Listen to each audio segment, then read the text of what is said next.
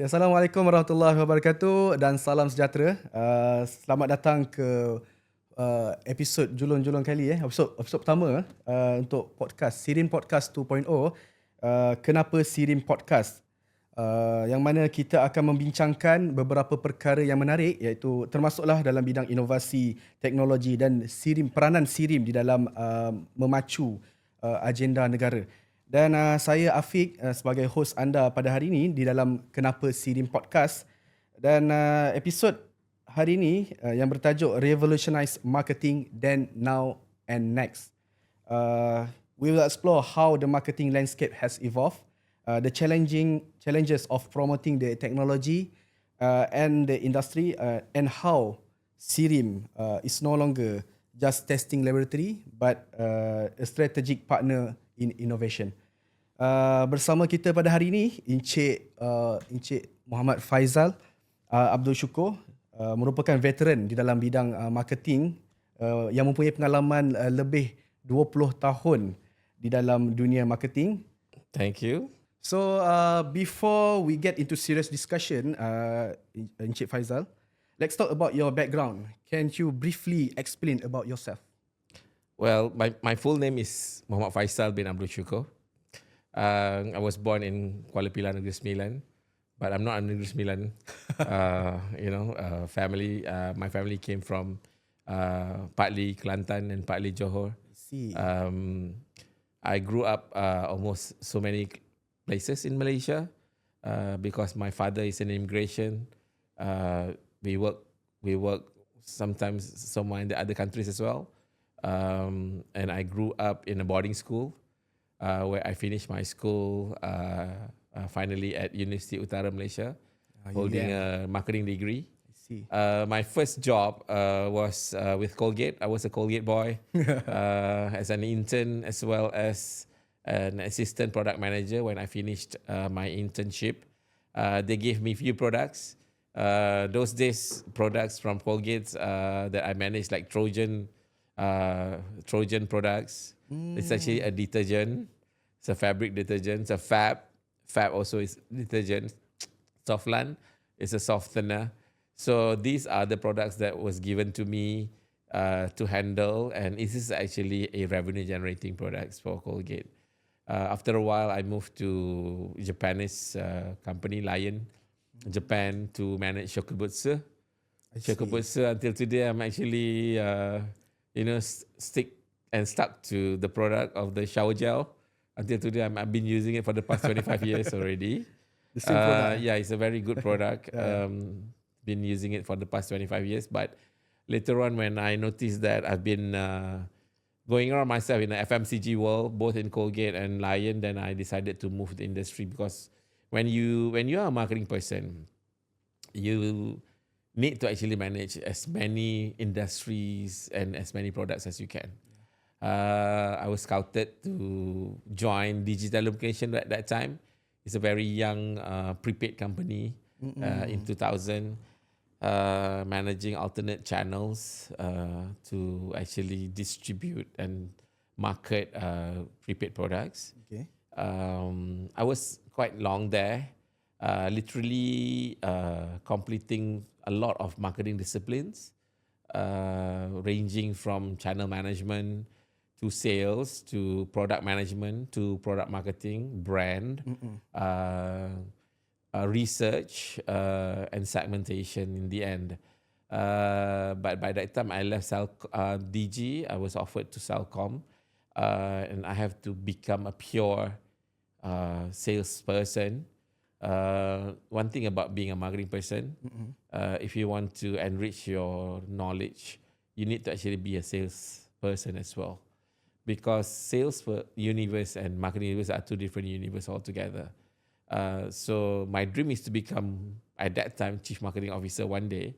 So at that time, Mr. Chi Po Jin, our group Chief Marketing Officer, advised me, Faisal, if you want to be a CMO one day, you need to actually be in sales. I see. So I was there doing sales strategy and planning for 8 years, managing prepaid products, and my last assignment was doing a strategy and plan for prepaid range of products for Salcom, where I concluded my resume with 1.2 billion annually, 1.2 billion ringgit annually for prepaid sales. Wow. Then after that, I joined. I think I left DG to actually get a 1 year rest. But on my 11th month, I was called to MRT Corp to join MRT Corporation. Again, it's another different industry, so I was quite thrilled to actually accept the offer, managing sales marketing work, but working on advertising on the MRT assets, all the stations, and all those the asset that they actually have. Not long when I was in MRT, I was being poached by the agency that is actually working for advertising for MRT Corp. It's actually an international Thai company. They poached me and joined them to actually work on the assets as well as the MRT Jakarta as well as in Thailand. It's a Bangkok-based company. I worked there for 5 years, but the reason why I moved quickly from MRT to the agency of MRT because I took the opportunity to work in a media and advertising agency. Now, I have to explain on to some people that why when you are actually always at the client side, being a marketing person, for you to learn media and advertising, you definitely have to go back. So you have to go to an agency and become a vendor for the clients to enrich your marketing knowledge, because those are very important disciplines in marketing. Okay.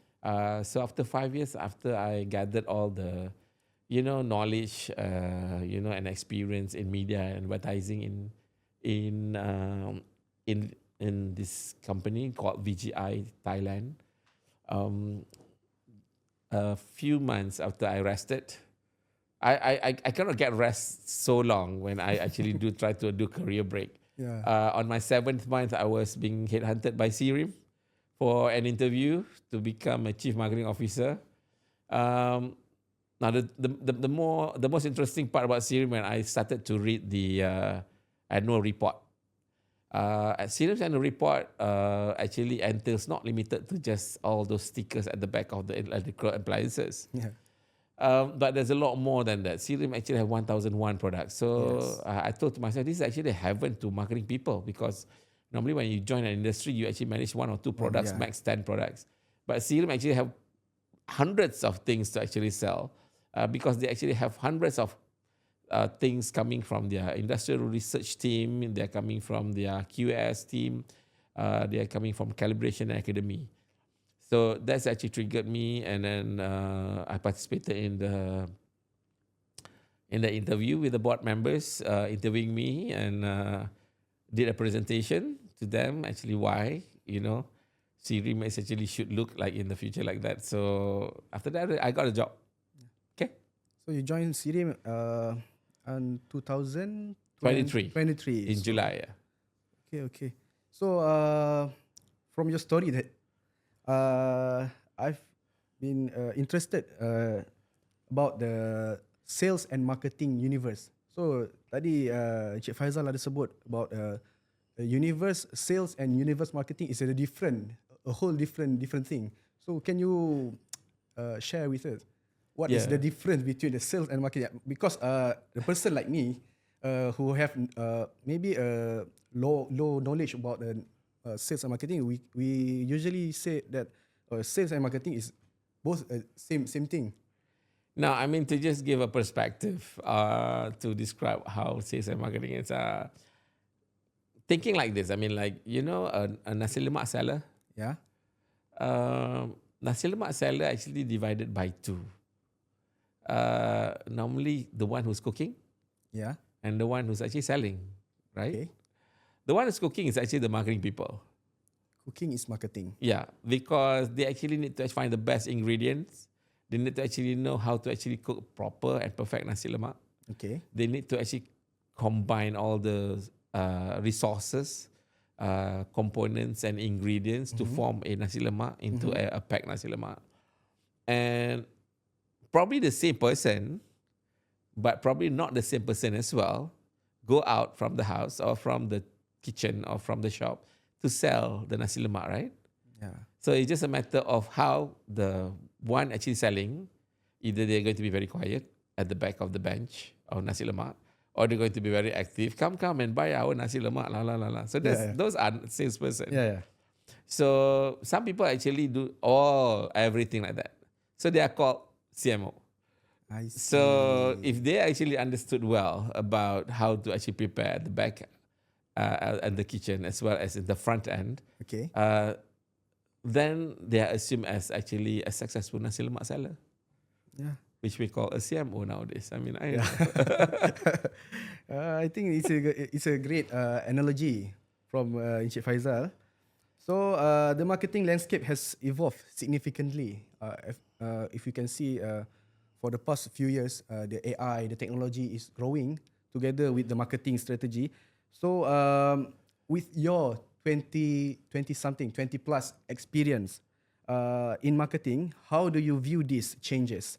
And how is SIRIM adapting to stay competitive? now not limited to SIRIM. Yeah. I think the world changing in a very rapid speed at this moment. Before we even actually can conclude, the study of what are the millennials and what are the Gen Z. Yeah. There's another Gen Alpha Yeah. is on board now. So as a marketing people, their work is actually revolving around consumer and customers. And when it comes to consumers, customers normally your vendor, your partner, your industry. But when it comes to consumer, now you don't talk to for the baby boomers and the Gen X and Gen Y. For marketing people, you can actually see divided by race, by country, by age.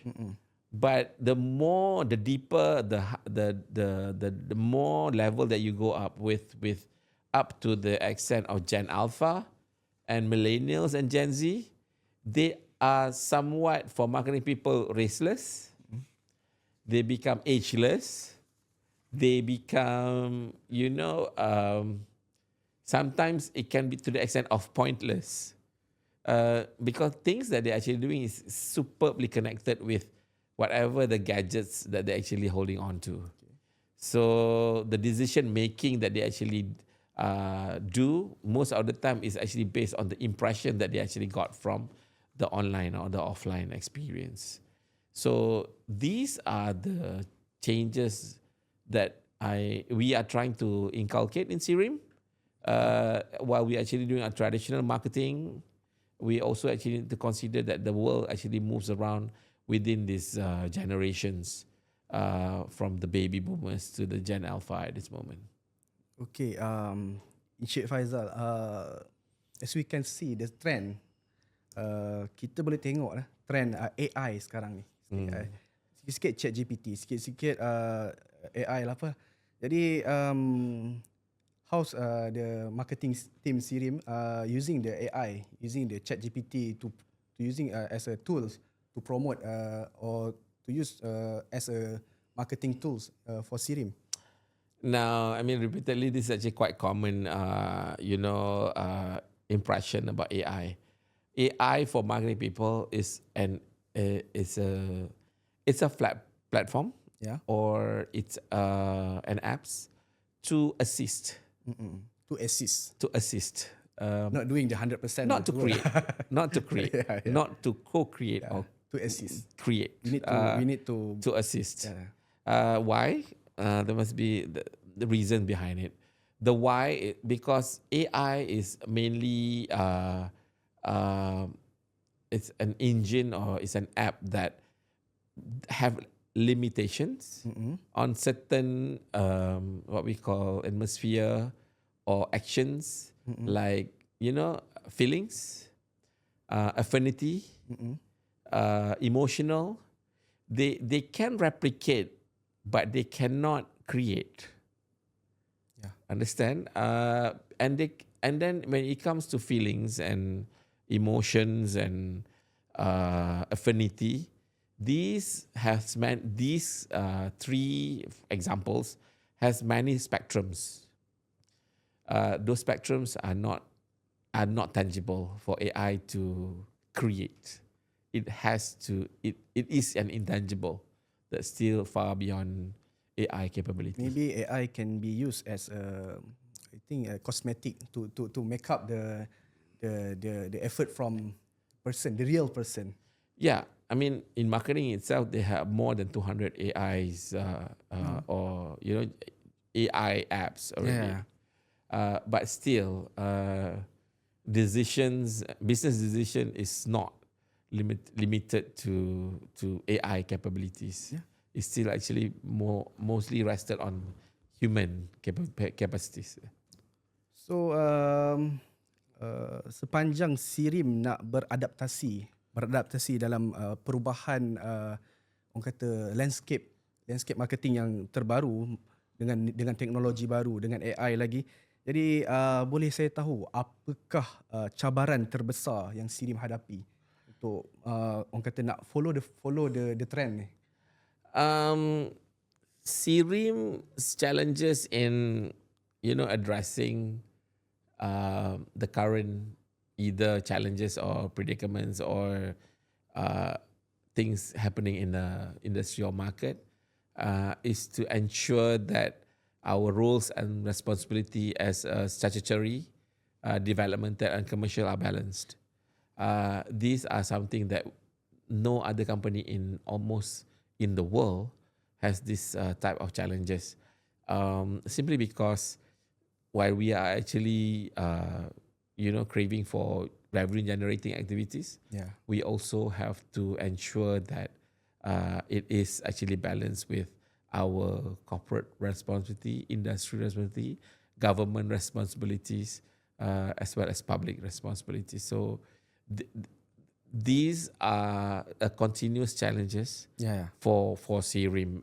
But because SIRIM has been around for 50 years, and for us to actually also have a commercial responsibilities for the past 20, I think more than 25 years, that actually can also be managed well by SIRIM. Okay, great to know that SIRIM is already prepared with those challenges. Yeah. So, Cik Faisal, as a CMO, Chief Marketing Officer, can you enlighten us what are SIRIM focus area for 2025 and how do this initiative align with Malaysia's broader economic and technological goals? SIRIM is a technology and innovation organization, right? We also know that SIRIM is actually working under the supervision of Ministry of Finance and also partnering with our Ministry of Investment, Trade and Industry.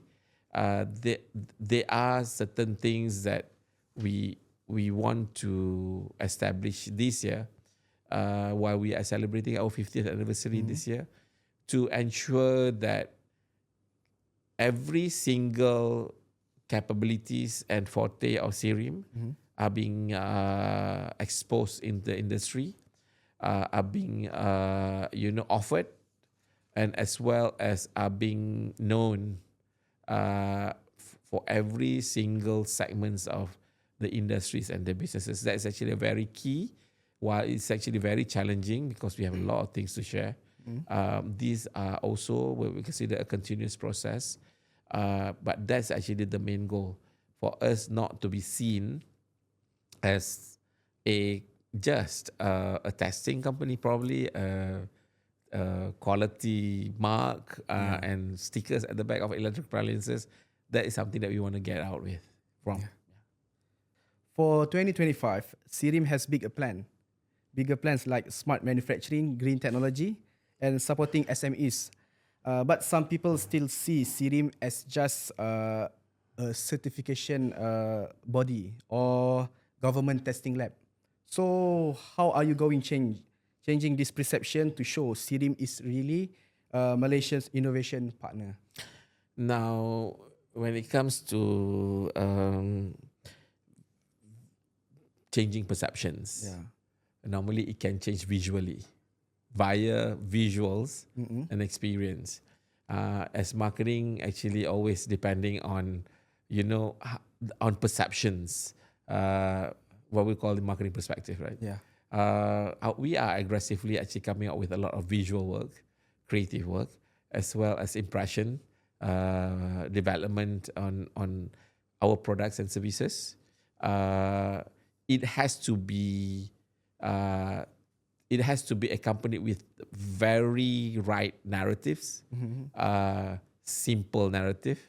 People understand, because when I joined, I literally don't really understand the technology name even, because it's actually too high level of science subject. So that has to be simplified for public and our industry to understand.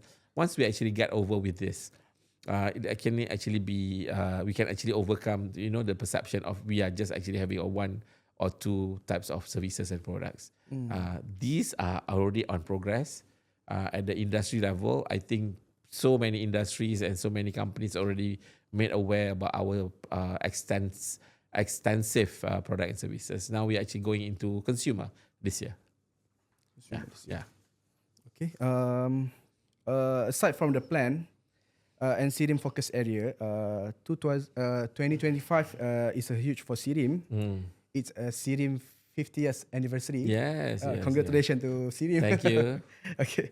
And the big celebration set for September 19th. Yeah. Right? 16. 16. Yeah, 16. September 16. Okay. How's the preparation going for this massive milestone? Yeah, I mean, we have actually started in some way internally, but we will also want to actually slowly and discreetly actually go into the market telling that we are 50th anniversary this year. Like Petronas and Public Bank, they are also celebrating their 50th this year. But we also want to have a big bang, sometimes in the third quarter, on so many angles, so many activities and carnivals. There are already a laid out plan, which we want to actually start actually doing that in the next quarter. I see. Yeah. I mean, next quarter, this one April, yeah. Now it's now actually, yeah. Starting from now. Yeah. So what about the SIRIM documentary? Is there any cadangan untuk buat SIRIM documentary? It's already in the development. I mean, there's a lot of historicals and information that we gather at this moment to also coincide with our 50th anniversary. These are the narrative that we want to actually showcase to the public and get them to understand us. Okay, Encik Faisal, how about digital campaign? 50th anniversary is about celebrating, the organization itself, the achievement, the success stories, while we are actually doing businesses. Like we mentioned before, this SIRIM actually has tons of things to offer. We actually have to line up, strategically our products and services before we actually go into a big bang of celebration for 50th anniversary. That cannot be diluted because we have targets anyway every year. We pay our own salary anyway. I mean, government, actually will back us up in only certain ways, but we are actually getting our own revenue and creating our own profit. But we also at the same time also want to celebrate big. So while we are celebrating big, we actually chose the period, the duration that we actually finally agreed, probably somewhere in this, starting this quarter to the next quarter, mid next quarter. But again, we cannot actually leave out all those business activities that we have. Yeah. Great. So I agree with all of the planning from the marketing. Yes, we cannot go rush to this. Yeah. We have to be precise in every step. Exactly. Yeah. So digitally. Yeah. So okay. One last final question. Okay. Encik Faisal, imagine a 20 years old listening to the podcast right now who want to pursue to do a marketing. So what will you tell them? Any advice? Well, I mean, if on a personal advice, I would actually would like to say that be yourself. Be yourself. Be yourself in every sense that you can be, beginning where you actually started your marketing journey. Marketing journey is actually not necessarily started from the career itself. It started when you actually at your tertiary level, when you study in university. That has to be identified already. Okay. That interest of marketing has to be identified, and it's not as easy as you are a marketing person. There's a characteristic and a certain value that a marketing person should carry. To be bold is another story, but it has to start somewhere when you decided to become a marketing. Obviously, for myself, it's actually started from when I was studying. But when I joined into the organization of career and its development, there's also a need for you to understand that it cannot just rest at one functions of marketing. You want to grow as a marketing person, you have to try a lot of marketing disciplines. I think more than 17, 18 disciplines of marketing that you actually have to go through for you to, be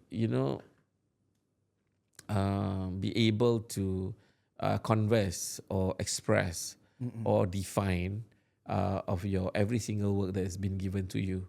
There's a lot of dots that need to be connected before you become a good marketing person. I'm still actually learning myself in a lot of ways. I know that I've been actually working on marketing, world for the past 25, 28 years or something like that. But it is actually a continuous process of education, of learning, and enriching of knowledge that will never stop for marketing. And you have to be able to be very fluid in terms of knowing who and what and how you're going to actually work with. Yeah? Yeah. That's my personal advice. Personal advice. So, macam orang kata, marketing ni perlu datang daripada hati lah. Yes. If you don't, kita tak minat, kita tak boleh buat marketing lah. You cannot. Yeah, you cannot survive for over 20 years like Encik Faisal. Ups and downs. Yeah. Wow, what a session. Insightful and truly inspiring.